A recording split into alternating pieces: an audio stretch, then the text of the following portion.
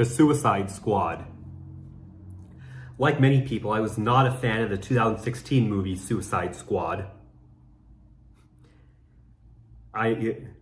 When the first Wonder Woman movie came out and I really loved it, I actually had a Facebook post asking, how did DC go from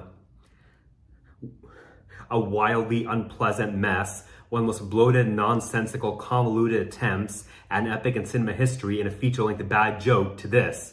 So Suicide Squad was the feature-length bad joke, Man of Steel and Batman v Superman: Dawn of Justice being those first two movies. I agree. A lot of people were saying that the only good things about Suicide Squad were Margot Robbie and Will Smith, and I agree, except for the Will Smith part. And it seems like Warner Brothers and the filmmakers felt the same ways. So for the Suicide Squad, well, I guess first of all, Margot Robbie, after that movie, made her an A-list star. She got a spin-off where she was the main character, period. The last year's Birds of Prey or Emancipation of Harley Quinn. Even with my memory, can't remember that entire long-ass title. But anyway, I like the movie enough. You can see a post about it on my written blog.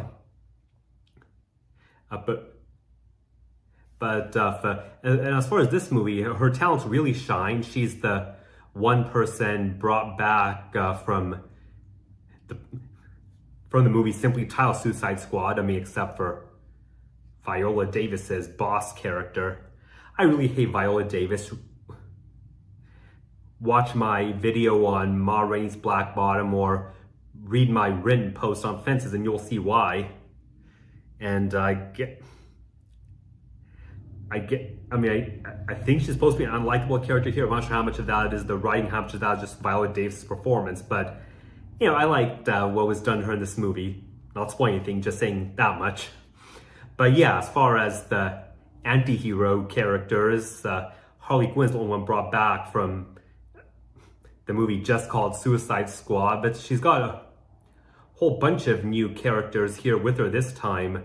John Cena as a guy who's a fantastic shot, Idris Elba as a guy who's another fantastic shot. They have a rivalry there.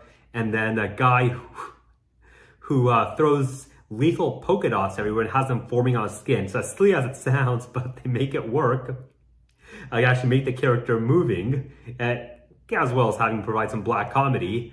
Then there's a woman who can control any and all rats. And then there's semi-anthropomorphic shark. That's my favorite character. Great job, Sylvester Stallone. Your best performance. No, not really. He was actually a good actor in some of the Rocky, but yeah, you showed here how fun he could be, even though we never see his face. We just see, the CGI.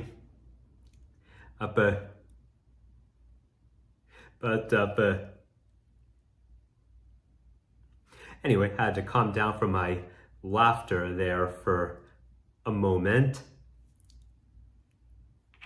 All right, so, it's the first movie, the 2016 movies. Big fans of, first of all, I spent half of it on lame introductions for each and every member of the Suicide Squad, which seemed like, wannabe MTV videos. On the other hand, here they cut to the chase. Well, then the other issue with that previous movie was the plot. It was just so silly. Some character shooting sorcery type things out of its body, and then these characters somehow supposed to stop with some metaphysical stuff. Just a yawn fest, except for when Harley Quinn was on screen. She made everything wonderful. So yes, now we got Margot Robbie back as Harley Quinn, plus the new characters I just mentioned, who are quickly introduced and just have some nice establishing character moments as the story goes on. As far as the story itself, it's great. So there's and underdeveloped or overexploited, how do you want to look at it, country where there's been a tumultuous situation with the leadership, from a corrupt family to one individual corrupt dictator.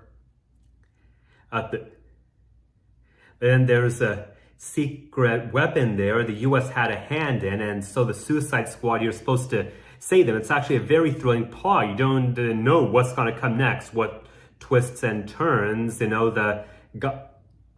Someone's not a member of Suicide Squad, but just a colonel character helping them out, add some real heart to the proceedings.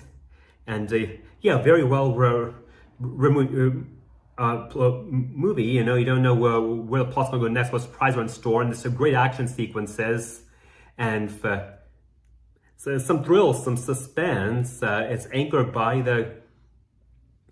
a great set of characters. I highly recommend this movie. In fact, if you watch my videos on Shang-Chi and the Legend of the Ten Rings, on Black Widow, you'll see I praise them, but The Suicide Squad is by far my favorite comic movie, of 2021. In fact, that means so far anyway, 2021 is the first year where the DC Extended Universe is beating the Marvel Cinematic Universe. Most years, it's MCU by 10 miles. That's years like the year Batman v Superman Suicide Squad came out, while the MCU had Captain America Civil War, that was 2016, all three of those movies. Yeah, that year, the MCU was ahead by about 100 million miles. I'm not being hyperbolic here. I know how big a number 100 million is. And yeah, it was about that far ahead. But this year, the DCEU has had the best movie by a pretty clear margin. So while the MCU still has a perfect track record as far as I'm concerned, as far as making at least good movies, or at least passable in the case of the Incredible Hulk, DCU, I think, went a long way to making me forgive its missteps with this movie. So again, Suicide Squad is highly recommended. Not the 2016 movie just called Suicide Squad, the 2021 movie called The Suicide Squad. For further thoughts, you can go to my written blog that I've been mentioning, artisticartcritic.com. Also follow us on Facebook, and don't forget to hit the subscribe button below. Thank you.